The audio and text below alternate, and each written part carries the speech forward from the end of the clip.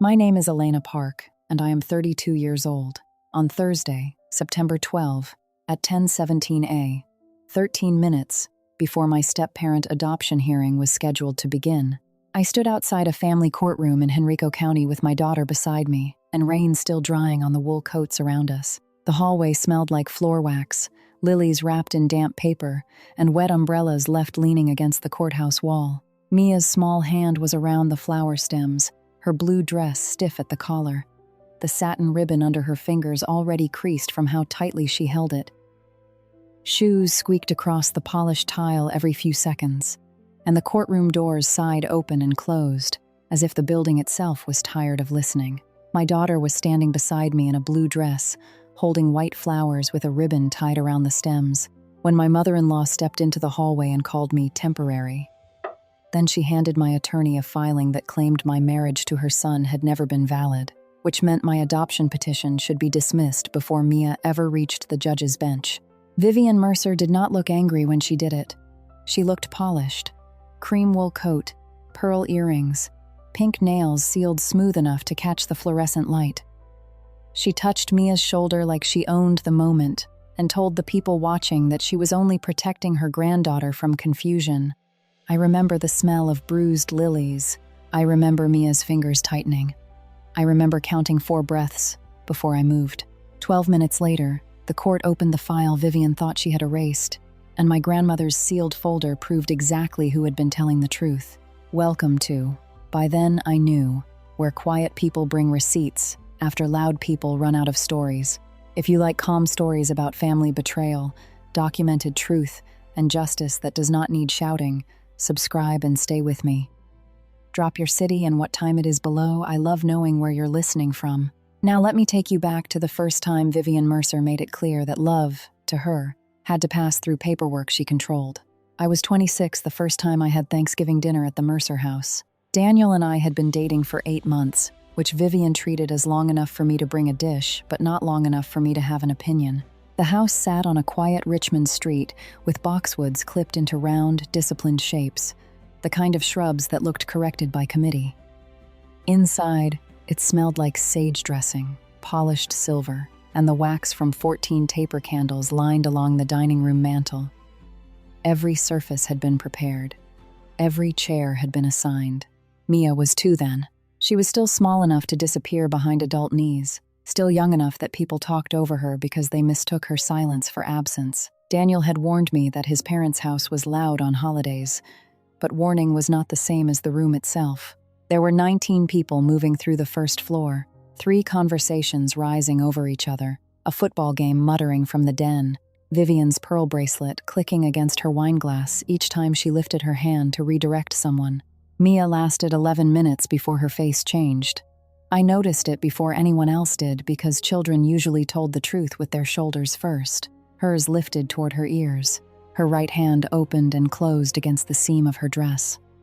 Her eyes moved from the candles to the silver bowl to the window and back again, searching for a smaller place inside the large one. I had brought a small activity basket because I had learned, long before I worked with children professionally, that adults were often kinder when a child's needs did not inconvenience them. Inside were soft blocks, a chew-safe necklace, and a strip of blue ribbon I had cut from a gift box that morning. I did not announce it. I did not make a production of being helpful. I just knelt beside Mia and placed the basket where she could see it. She chose the ribbon. Her thumb rubbed the satin once, twice, then again. I counted without meaning to, 9 times. By the 9th pass, her crying had lowered into little broken breaths. I asked Daniel if I could sit with her somewhere quieter, and he nodded before Vivian even turned around. We went under the dining table because that was where Mia pointed. The carpet smelled faintly of lemon polish and old wool. Above us, adult feet shifted around chair legs. Someone laughed too loudly near the sideboard. Mia pressed the blue ribbon between 2 fingers and watched the hem of my dress move each time I breathed. For 3 quiet minutes, nobody needed anything from her. Then Vivian found us. She crouched just enough to be seen, not enough to join us. Her pearls hung forward from her neck. Her smile did not reach the lower half of her face. She looked at Mia first, then at the basket, then at me, and said, "That is very sweet, Elena. But you are not family. You are the playroom girl today." Daniel heard it. Claire heard it. Harold stood behind Vivian with his folded napkin in one hand and said nothing. I remember Daniel starting to speak, but I touched his wrist lightly because Mia had just stopped shaking, and I was not willing to trade her steadiness for my dignity in that moment. That was the first lesson I learned in the Mercer house. Vivian could recognize usefulness before she recognized worth. She liked the way I soothed Mia because it made the holiday prettier. She liked the quiet child, the smooth dinner, the family photo taken 12 minutes later with everyone facing the same direction. But she needed my place named, smaller than the work I was doing. I could organize the child. I could protect the child. I could read the child's needs before the adults noticed she had any. Vivian would decide what to call it. 2 years later, when I was 28, Vivian came to St. Tia, Catherine's pediatric therapy center during a charity tour, and smiled at my treatment room as if she had discovered me inside a dollhouse. The therapy gym smelled like vinyl mats and orange disinfectant. Velcro scratched against my wrist, where a child had missed the strap on a weighted cuff. There were 6 children working at stations that morning, each with a different rhythm, one stacking rings, one practicing stairs, one learning to hold a spoon without his fingers collapsing around it. That spoon grip had taken me 27 minutes to build from foam tubing, medical tape, and a piece of flexible plastic trimmed from an old splint sheet. The boy's family could not afford the specialized version. He was 5, stubborn in the exact way children become stubborn when adults keep asking them to fail in public. When he got the spoon to his mouth the first time without dropping applesauce on his shirt, he looked at me before he looked at his mother. He said, "My name." Vivian saw the donor plaque outside the room. She saw the pediatrician asking whether I could train the clinic staff on the method. She saw the mother crying into a folded tissue near the sink. Then Vivian looked at me, tilted her head, and said, "How charming." I had no idea they gave titles to playtime. A child laughed behind her. A therapy ball bounced 4 times against the padded wall. The sound made her flinch, and she recovered by touching the pearl at her ear. I learned that day that Vivian minimized anything she could not command. My profession threatened her because I knew how care worked when nobody was watching. I knew routines. I knew fatigue. I knew the difference between defiance and pain. I knew Mia. Vivian needed the world to call me a helper, because helper sounded temporary.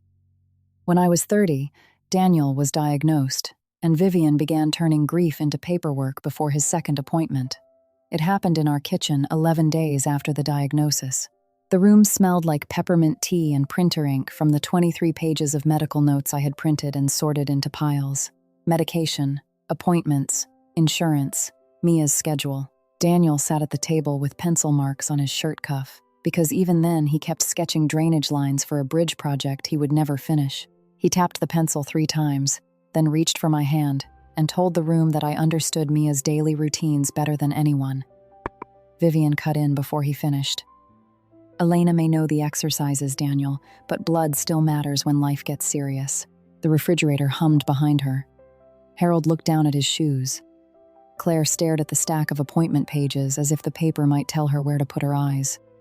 Daniel's grip tightened around my hand, not dramatically, just enough for me to know he had heard the second sentence hiding underneath the first. Blood still matters meant Vivian was already drawing a circle with me outside it. 1 month after Daniel and I married at the courthouse in 2020, I took the bus to Marisol Vega's apartment on Broad Street with a manila envelope tucked inside my coat. Marisol was my maternal grandmother, 78 years old, and careful in the way people become careful when life has already charged them for being trusting. Her apartment sat above a bakery, and even on rainy days the stairwell smelled like cinnamon, yeast, and warm sugar.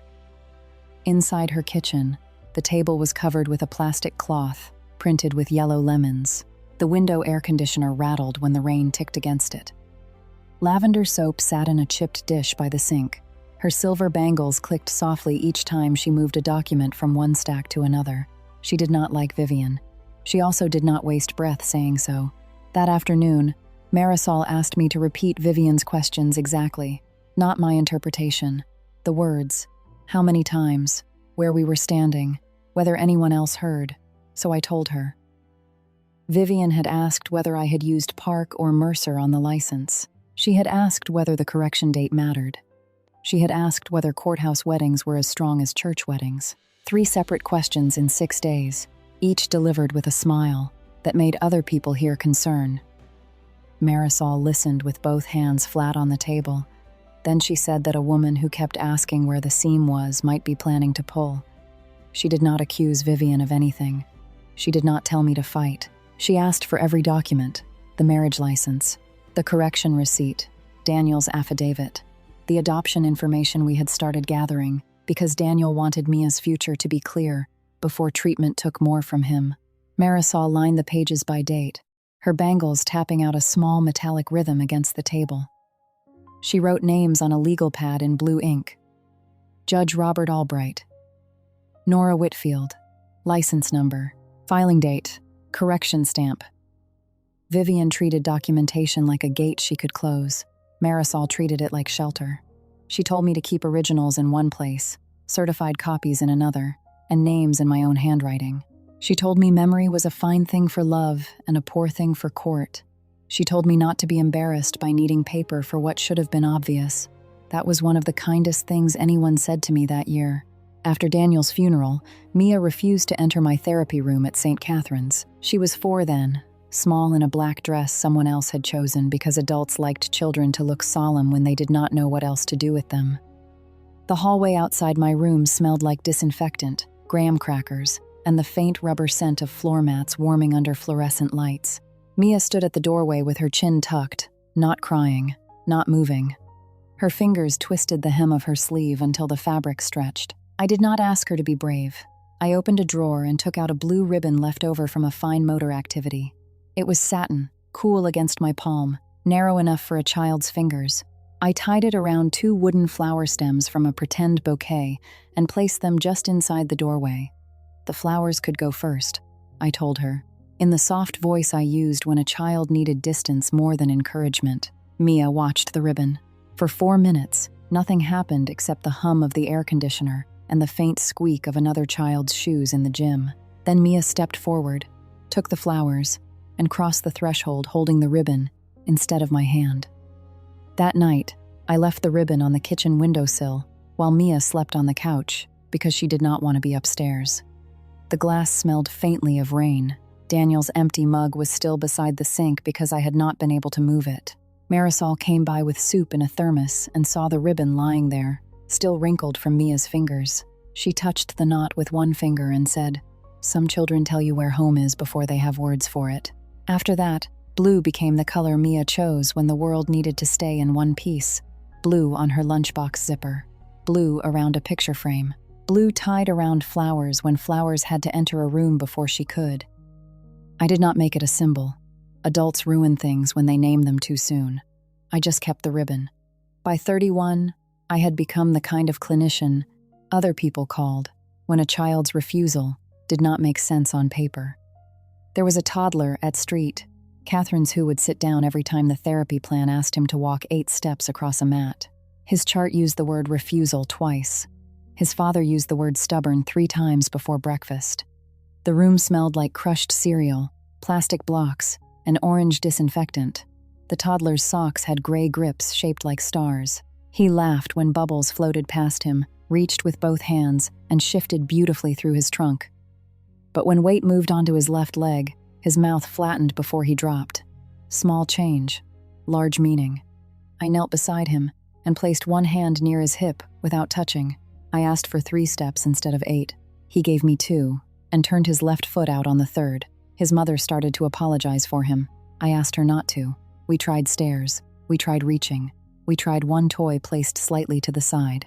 The same pattern came back each time. Not fear. Not defiance. Avoidance. The body protecting itself before language could explain why.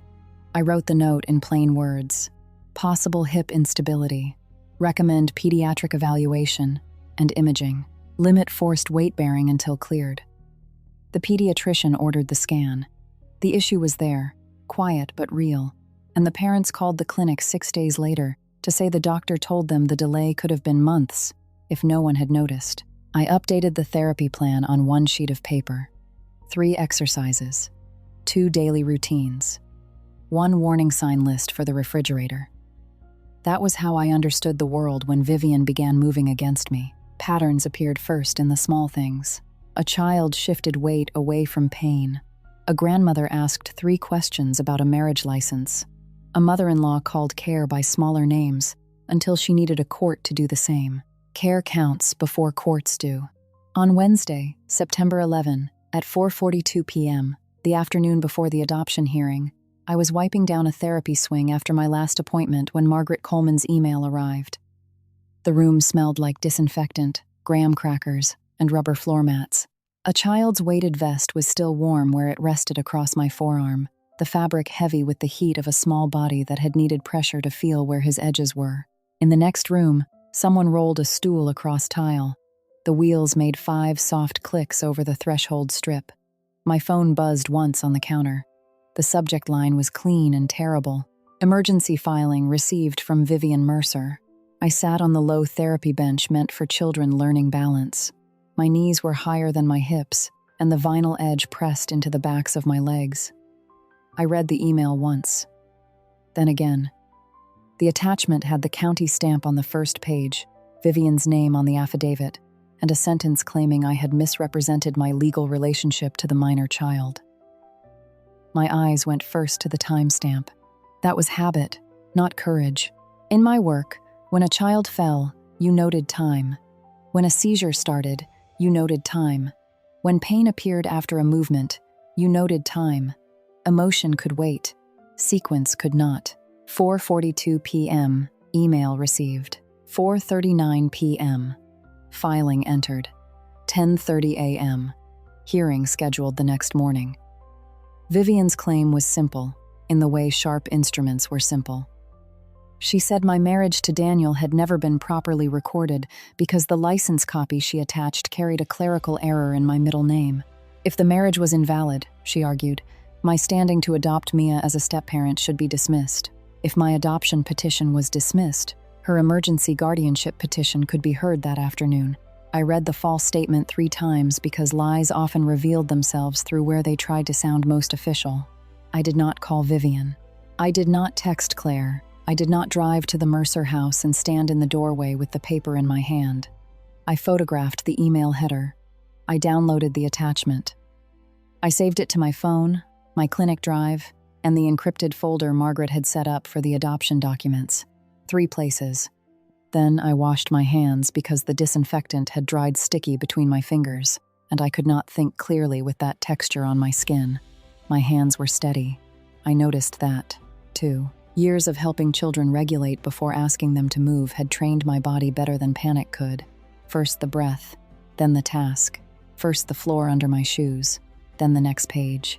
Color, color, color. I called Margaret Coleman from the supply closet because the hallway had parents in it, and I would not let Mia's future become a story someone overheard beside a bin of therapy balls. Margaret answered on the second ring.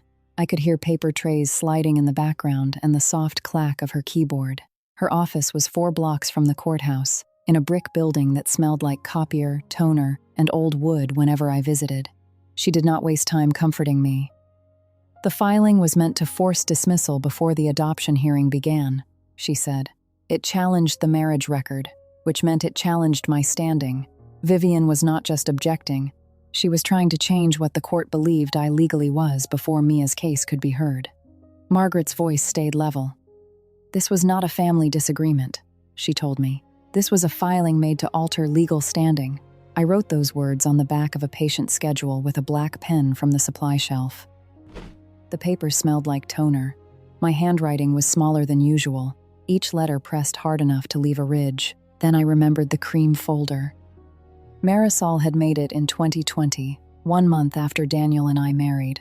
I could see it in my mind before I could remember where I stored it. Cream cardstock, blue ink on the tab, a rubber band around the middle because Marisol did not trust folder flaps. Inside was a card with Judge Robert Albright's name and home number. She had written one instruction beneath it. If Vivian questions the license, call him, before answering anyone else.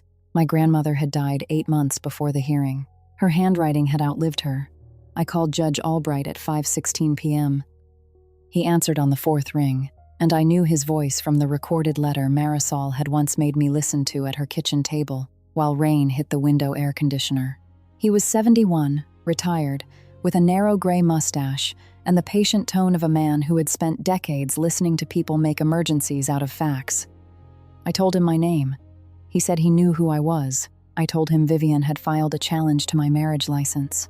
He asked whether she was using the uncorrected draft copy, not whether, which copy, as if he had been expecting the wrong paper to return someday wearing a better coat. The original courthouse license, he explained, had a clerical spelling error in my middle name.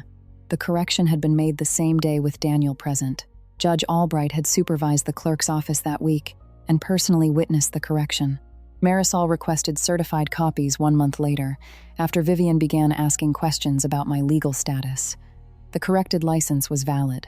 Vivian's filing relied on the uncorrected draft copy, not the final record. I leaned my forehead lightly against the supply closet door. The wood was cool. Someone outside laughed at something ordinary, and for 2 seconds the ordinary sound seemed almost rude. Judge Albright told me the document existed in 4 parts: corrected marriage license, correction receipt, Daniel's affidavit, his own witness note. Marisol had sealed a packet and recorded a letter explaining why she had requested the certified copies. "Your grandmother did not leave comfort," he said. "She left proof." I did not cry then. Crying would have taken too much time. I asked what had to happen next. 10:30 a.m., Thursday, September 12. That was the hearing time. If my adoption petition was dismissed, Vivian's emergency guardianship petition could activate that afternoon. She could ask for temporary decision-making over Mia's living arrangements and therapy care before I received another full hearing. The trust Daniel had left for Mia's care, nearly $900K, would not belong to Vivian, but control over Mia's placement could give Vivian leverage over every decision that money touched. School, therapy, schedule, home. A child's life could be rearranged in the space between one false filing and one delayed hearing. I thanked Judge Albright. He told me he would meet Margaret near the courthouse the next morning with copies in a black document sleeve. His voice did not rise once. After we hung up, I stood in the supply closet for 43 seconds. I counted because counting was a handrail. The air smelled like latex gloves and cardboard boxes. My phone was warm against my palm. Then I walked back into the therapy gym, turned off the lights in order from left to right, and went to get Mia. At 7:05 p.m., while I was driving home through rain that blurred the stoplights into red streaks, Vivian was hosting a pre-hearing family dinner at the Jefferson Lakes Country Club. I was not invited. That was one of Vivian's habits. She excluded people in ways that allowed her to say she had assumed they were busy. Claire Mercer sent me a voice memo from the powder room. For 9 seconds, there was only the hollow sound of a country club restroom, water running, heels on tile, a door closing. Then Vivian's voice came through, smooth and bright enough to carry across a table. She told 2 charity board friends that tomorrow would be a correction, not a conflict. Ice clicked in a glass. Someone complimented her pearls. Vivian said she wore them because Daniel always liked order. I pulled into my driveway and listened to the rest, with the engine still running. Rain struck the windshield in quick, soft taps. Mia's booster seat was empty behind me. One blue hair tie looped around the armrest. Then Vivian said, "The child needs a Mercer home, not a therapy schedule." A woman murmured agreement. Harold's voice came next, quieter, almost swallowed by the room. He suggested that maybe I should have been called before the filing. There was a pause. I pictured him touching his folded handkerchief to his mouth, eyes lowered, hoping mildness could pass for conscience. Vivian answered, "Harold, please." Temporary arrangements become permanent when weak people hesitate. End quote. That was the sentence that told me everything I needed to know about the next morning. Vivian believed politeness would protect her. She believed I would be too careful, too quiet, too unwilling to challenge a court filing in front of clerks, counselors, and family. She believed that if she made the lie public enough, I would shrink privately. She had mistaken restraint for permission. At 8:12 p.m., I drove to Marisol's apartment with Mia in the back seat and Nathan Brooks following behind us in his pickup because I had asked him to watch Mia later and did not have enough words to explain why yet. The bakery below Marisol's old apartment was closed, but the stairwell still smelled like old carpet and cinnamon. a sweetness trapped in the walls after years of mourning bread. I had kept the apartment after she died because I could not make myself empty it quickly. Grief had its own pace. Papers had another. Mia climbed the stairs slowly, one hand on the railing, counting under her breath to 12 because the third-floor landing had always felt farther to her at night. Nathan carried her small overnight bag and said nothing when she stopped on step 17. Inside, the kitchen waited the way Marisol had left it. Lemon tablecloth, chipped blue mug by the sink, silver bangles in a shallow dish near the window.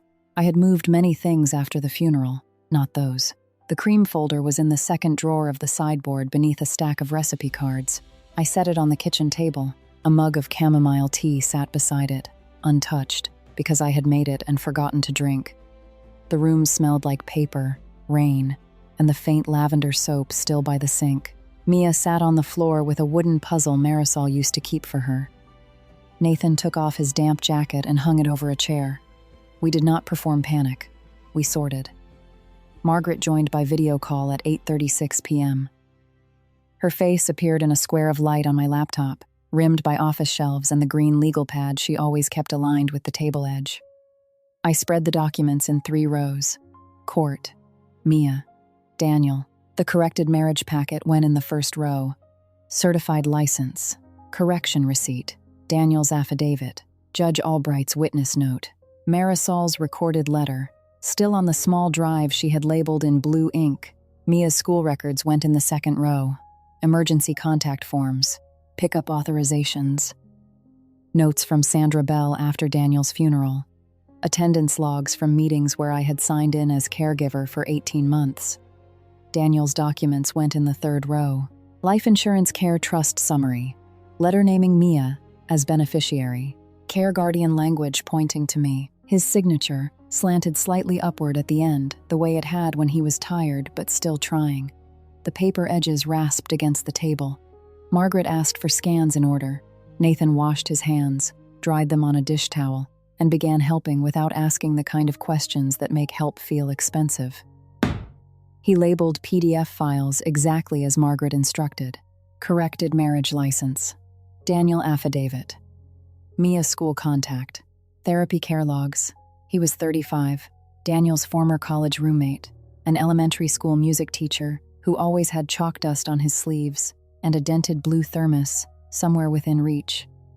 Daniel used to say Nathan could fix a broken hinge, tune a child's violin, and make dinner from 3 ingredients without telling anyone they were lucky to have him. At 10:06 p.m., after Mia had brushed her teeth and returned to the kitchen because sleep had become suspicious, I took the white adoption flowers from the refrigerator. They had been Daniel's idea months before he died. Not the exact lilies, of course. He had planned the idea, not the stems. Something small for Mia to hold, he said. Something she could understand with her hands, before adults explained it with words. The flowers were cold. Their damp paper had softened around the edges. I cut a blue ribbon to the right length and tied it around the stems at the kitchen table. Satin slid under my thumb, slightly stiff, the same shade Mia had trusted since the day she let the pretend flowers enter my therapy room before her. The knot took 2 tries because my hands, while steady, were tired. Mia watched from the chair beside me, knees tucked under her nightgown. She asked whether Grandma Vivian was coming. I said yes. She asked whether Grandma Vivian would be loud. Maybe, I told her, but the judge listens to papers, not volume. Mia considered that. Then she touched the ribbon once and asked whether papers could hear better than people. I looked at the cream folder, at Marisol's handwriting, at Daniel's signature, at the corrected stamp Vivian had hoped would stay buried under an older copy. Sometimes, I told her, papers remember when people choose not to. Nathan arrived fully into the work at 10:40 p.m. after taking Mia to brush her teeth again because she had only brushed the left side the first time. He sat in the hallway outside her room while I scanned documents with Margaret on video. He did not offer speeches. He did not say Daniel would be proud. People said that when they wanted the dead to do work for them. He made toast. I forgot to eat. He found 2 paper clips in Marisol's junk drawer and used them to separate originals from copies. He checked each file name twice before uploading. At 12:18 a.m., the Margaret finally said she had enough to draft the response. Nathan stood in the kitchen doorway with his thermos in one hand and asked what needed carrying tomorrow. Just that. Not what he could fix. Not whether I was all right. Not what Vivian deserved. Tell me what needs carrying tomorrow. I looked at the table, the folder, the flowers, the child sleeping down the hall with her hand curled around a stuffed rabbit. There were many things I would not let anyone carry. So I let him carry the flowers, not the folder. If this story is hitting close to home, comment RIBON below. For everyone who has ever had to stay silent long enough to protect a child, this next part is where silence turns into proof. Now, back to the story. At 7:20 a.m. on Thursday, September 12, I dressed Mia in the blue dress Daniel had picked out the year before for family photos. The room smelled like rain through the cracked window, children's toothpaste, and starch from the dress collar. Mia stood on the braided rug in her socks, which had tiny clouds on them, and lifted her arms when I asked. The zipper paused halfway because one thread had caught. My fingers rested there for 6 seconds. Across the room, Daniel's side of the closet was still not empty. His gray jacket hung beside 2 shirts I had not moved, because some tasks became possible only after they stopped being useful. A pair of shoes remained on the floor, angled as if he had stepped out of them, expecting to return in 5 minutes. The closet smelled faintly of cedar and the soap he used to buy in packs of 4. I almost said I could not do this without him. The words rose and stopped behind my teeth. They would have been true, but they would not have helped Mia's zipper. They would not have moved us closer to the courthouse. They would not have corrected the record. Mia asked whether the flowers needed water, so I returned to the task in front of me. Water, ribbon, folder, keys. At 8:04 a.m., Margaret called. Her voice sounded like she had been awake for hours. Judge Albright was already near the courthouse. Nora Whitfield, the courthouse clerk supervisor, had located the corrected license in the county system. Margaret had filed the emergency response and the motion to preserve the adoption hearing. She had also prepared a request for sanctions if the false statement was confirmed. She told me not to argue in the hallway. Let Vivian make the accusation, she said. Then we give the court the record. I repeated the sentence once after we hung up. Mia looked at me from the kitchen doorway. Nathan stood behind her, with the flowers in one hand and his thermos in the other. The rain had slowed outside. The house smelled like toast no one had finished. I placed Marisol's sealed folder into my work bag beside the small roll of blue therapy tape I carried everywhere. The folder was heavier than it looked. Not because of paper, because someone had loved me 4 years in advance.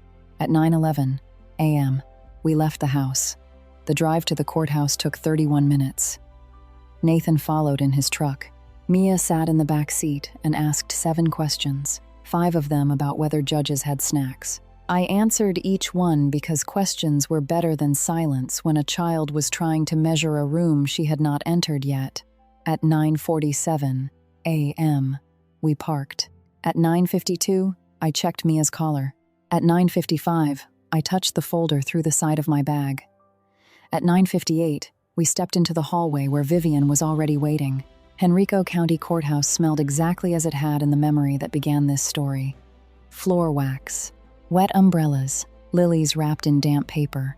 The rain had followed everyone inside and settled into wool coats, leather shoes, and the hems of trousers. Fluorescent lights flattened every face, taking warmth from skin and polish from eyes. The family courtroom doors opened and closed with a soft hydraulic sigh, each time releasing a low murmur of voices before sealing again. Shoes squeaked against the tile. Mia noticed that first. She looked down, then tested one foot gently, making her own small squeak. Children found control where they could. I wore a navy dress and low heels because I needed to be able to kneel beside her if the room became too much. My hair was clipped low at the back of my neck. In my work bag were the sealed folder, copies of Mia's care logs, my license, tissues, blue therapy tape, and 2 granola bars, because court buildings rarely remembered children needed bodies, as well as legal names. Mia wore the blue dress with the stiff collar. She held the white flowers tied with the ribbon. Nathan had carried them from the car to the courthouse doors and handed them to her without ceremony. The stems were damp enough to cool her palm. There were 76 witnesses across the courtroom and hallway. I counted, because the number mattered. Relatives, foster families, clerks, court volunteers. 2. School counselors, clerks, attorneys with rolling bags, a boy in a red sweater asleep against his grandmother's arm. Enough people to make a lie feel official if no one stopped it. 76 people. That was the room Vivian had chosen. She stood near the courtroom entrance with Harold slightly behind her left shoulder.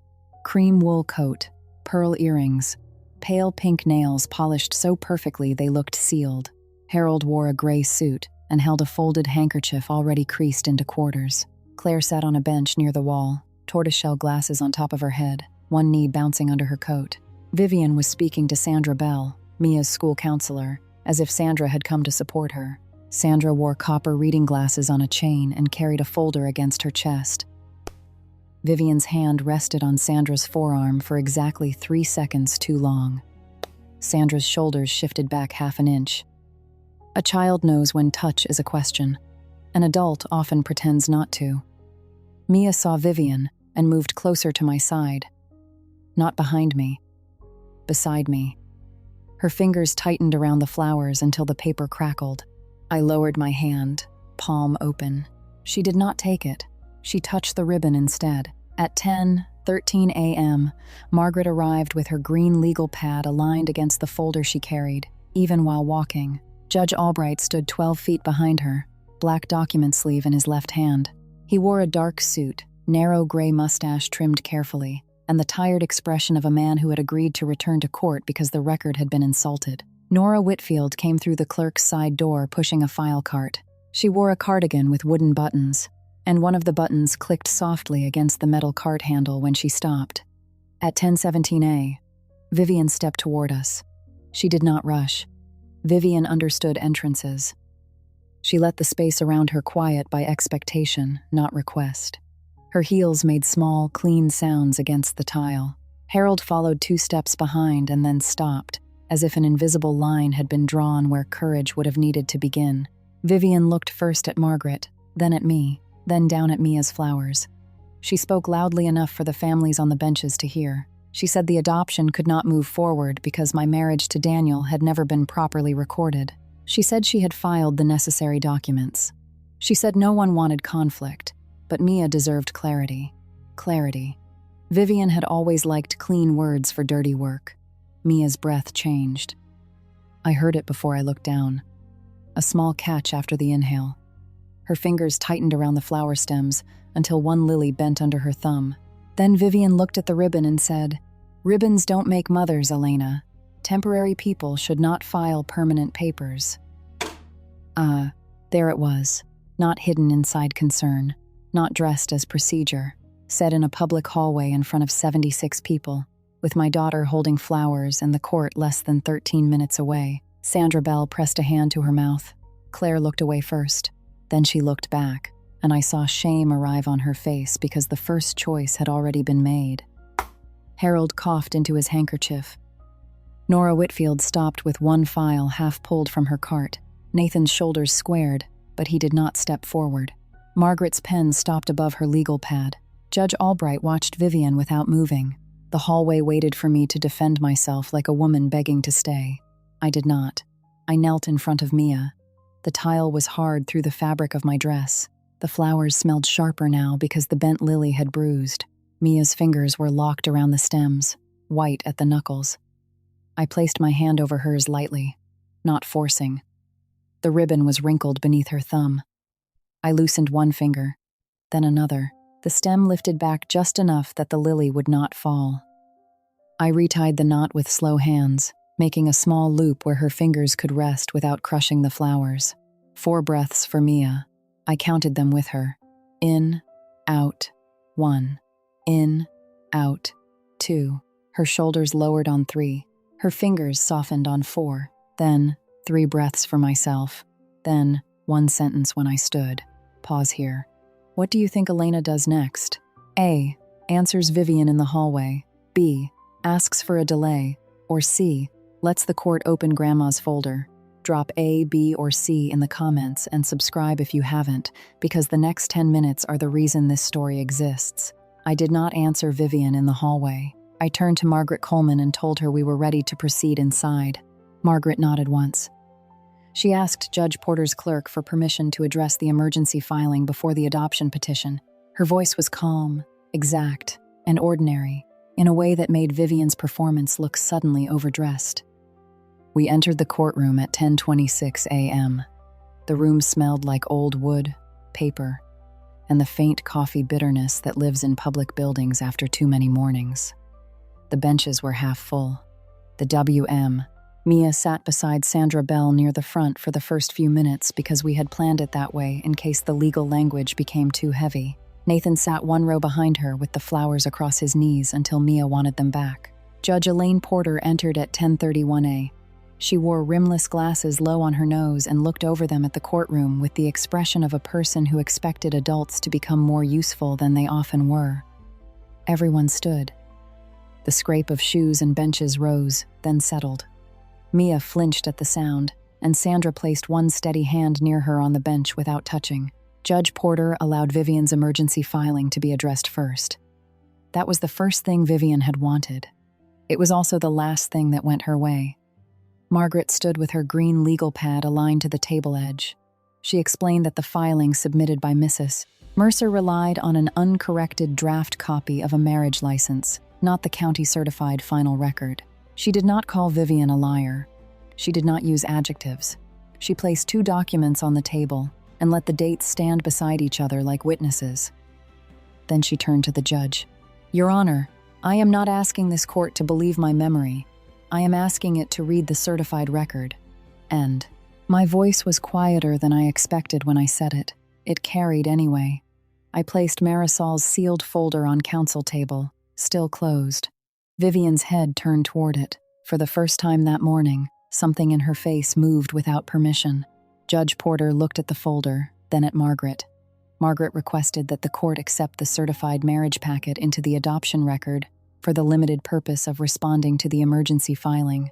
Judge Porter asked whether there were witnesses present to authenticate the documents. There were. Judge Robert Albright stepped forward with his black document sleeve. He stated his full name, his former position, and his involvement with the courthouse clerk's office in 2020. His language was plain enough for every person in the room to understand, and formal enough that Vivian could not polish it into gossip. He explained that the original license had contained a clerical spelling error in my middle name. He explained that the correction was made the same day, with Daniel Mercer present. He explained that he witnessed the correction and the related affidavit because he supervised the clerk's office that week. Nora Whitfield followed. She confirmed the county's corrected license number, the correction stamp, and the filing date. Her cardigan button clicked once against the table as she leaned forward to point. She placed the certified record beside Vivian's copy and tapped the correction stamp with one finger. The sound was small. It moved through the courtroom like a door locking. Margaret asked whether the record Vivian submitted matched the operative county-certified document. Nora answered that it did not. Judge Albright then removed his glasses and said Marisol Vega had requested the packet because she wanted the court to have less confusion, not more drama. Marisol's name entered the courtroom like warm light under a door. I kept my eyes on the table. If I looked at the ceiling, I would cry. If I looked at Mia, I might stop being useful. So I looked at the paper. Judge Porter reviewed the documents for 2 minutes and 18 seconds. I counted. The courtroom seemed to shrink around the sound of pages turning. Vivian sat upright, chin lifted in the posture she used before charity speeches. Her lips pressed together, not yet afraid, only offended. Harold folded his handkerchief into a smaller square, then smaller again. Judge Porter spoke without decoration. The corrected marriage certificate was the operative record. The filing submitted by Mrs. Mercer did not match the county-certified document. The petitioner's standing remained intact. The emergency guardianship petition was not activated by a false premise. Vivian's right hand rose toward her pearls. She missed them once. Her fingers touched her collarbone instead. Pale nails against pale skin, and the color moved out of her face in patches. Not all at once. First, near the mouth, then under the eyes, then along the jaw she had held so firmly in the hallway. The witness chorus did not react together. Real rooms rarely do. Sandra Bell moved first. She slid Mia's school care letter toward Margaret and stated that I had been Mia's daily contact through school. therapy coordination, and bereavement meetings for 18 months. Her copper glasses swung slightly from their chain when she leaned back. Nora Whitfield gathered the certified record and the copy Vivian had used, keeping them separate with the care of someone handling clean fabric beside a stain. Judge Albright placed his glasses back on his nose and looked at Vivian for exactly 2 seconds before looking at the judge again. Claire Mercer stood from the second row. Her glasses were on top of her head, and both hands were flat against the bench in front of her. She had avoided the filing for weeks, maybe months, by telling herself grief made people strange. Now her voice came out quiet but clear. Daniel had told her, she said, that I was Mia's mother in every way that mattered before the adoption papers were filed. Vivian turned toward Claire so sharply, her pearl earring swung. Claire did not sit down. That mattered. Vivian tried to recover by making her voice softer, which was how she performed reasonableness after cruelty. This is being exaggerated. I was only asking the court to be careful. Judge Porter looked at her over the rimless glasses. Vivian continued. She said I was a wonderful therapist. She said therapy was not motherhood. She said Mia needed Mercer continuity. She said Daniel would have wanted his family involved. Each sentence tried to move the room away from the false filing and into the safer fog of feelings. Margaret did not follow her there. She produced Daniel's affidavit and the Care Trust summary. Daniel's signature named me as Mia's daily caregiver and intended adoptive parent. The life insurance Care Trust named Mia as beneficiary, not Vivian. The care guardian language pointed to me. The trust amount, nearly $900K, existed for Mia's care, not for Vivian's reputation, not for a country club table to discuss over ice, water, and pearls. Judge Porter asked Vivian whether she had possessed a certified copy of the corrected license when she filed. Vivian said she had what was provided. Nora Whitfield confirmed the county record had been available for 4 years. Judge Porter's voice did not sharpen. It did not need to. She told Vivian that concern did not permit a party to submit an incomplete document as though it were the final record. Vivian opened her mouth, then closed it. Harold looked at his hands. That was the first defense. The second came dressed as family grief. Vivian said losing Daniel had made everyone afraid of losing Mia, too. She said she had carried the family through the worst year of their lives. She said she had only wanted to preserve Daniel's place. Judge Porter asked whether preserving Daniel's place required challenging his affidavit. The room went still. Vivian did not answer. That was the second defense. The third came through Harold, though I do not think he meant for it to. He stood halfway, handkerchief crushed in one hand, and said perhaps everyone could agree Vivian's intentions had been misunderstood. His voice trembled on the word intentions. Claire turned before I did. She told her father that intentions did not file documents. People did. Harold sat down. That was the third defense. Mia was not listening to all of it. Sandra had given her a sheet of paper and 4 crayons. She drew a house with 2 windows and a door too large for the walls. Children often did that when they wanted a way out big enough for everyone. At 11:22 a.m., Judge Porter confirmed that the adoption hearing would proceed. The false filing collapsed without anyone shouting. That should have felt like victory. It did not. It felt like carrying a sleeping child up 16 stairs after a long day, every step necessary, every muscle tired. Margaret asked whether I wanted to address Vivian's future contact with Mia before the final order. The courtroom shifted again. This was the moment Vivian had not prepared for, because she had spent all her energy imagining herself as the person with power. She had never pictured what it would mean if I had it, and did not use it the way she would. I looked at Mia. She had colored the roof blue. I looked at Vivian. Her mouth was tight. Her hand had found the pearls now, and she held them as if they might testify for her. I said, I could ask this court to make every doorway between you and Mia close today. I am not doing that in front of her. I'm not. Vivian heard punishment delayed. Harold heard a chance to breathe. Mia heard only that my voice stayed steady. Judge Porter asked Margaret to draft proposed contact language after the adoption order. The courtroom returned to procedure. Papers moved. Pens scratched. The clerk called the case number again in a voice that made the most important day of my daughter's life sound like one item among many, which in a courthouse, it was. Maybe that was why the record mattered so much. Not because courts were warm. They were not.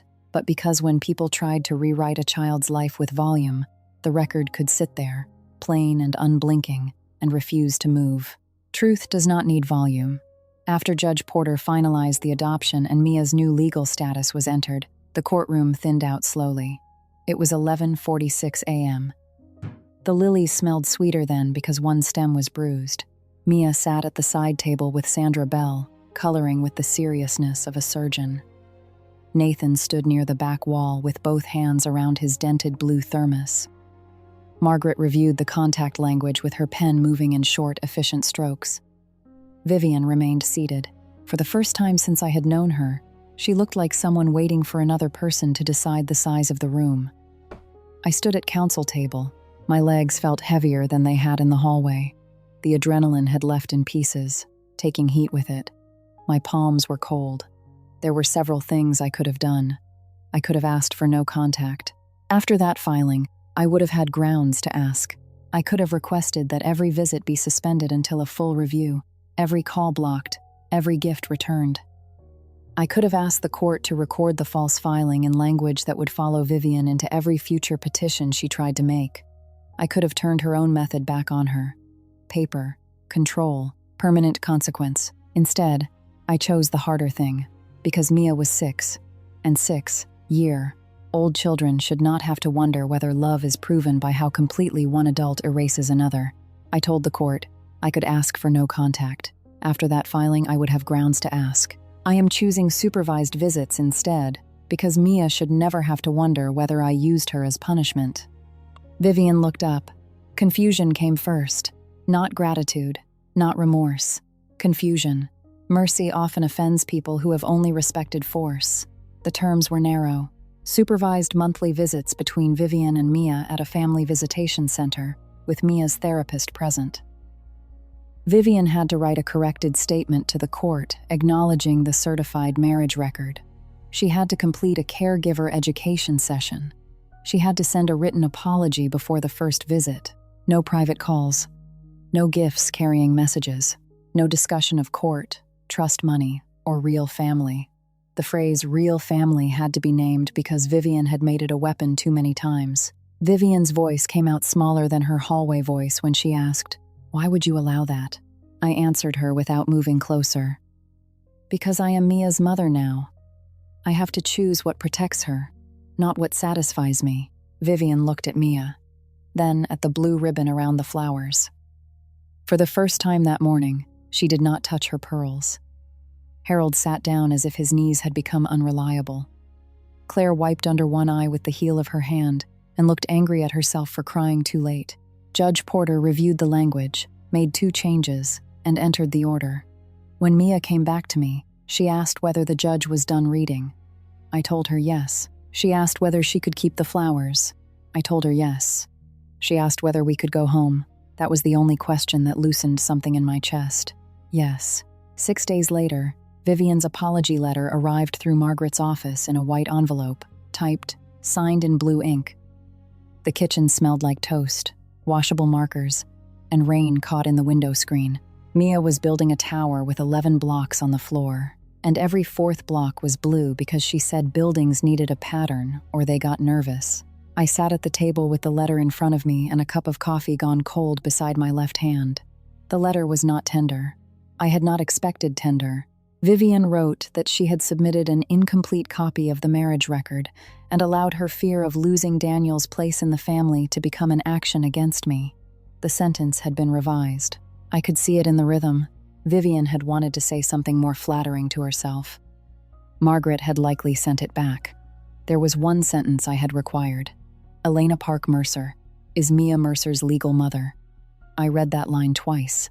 Then I placed the letter in a folder marked Mia Court and did not answer Vivian that day. Measured did not mean warm. Measured did not mean cold.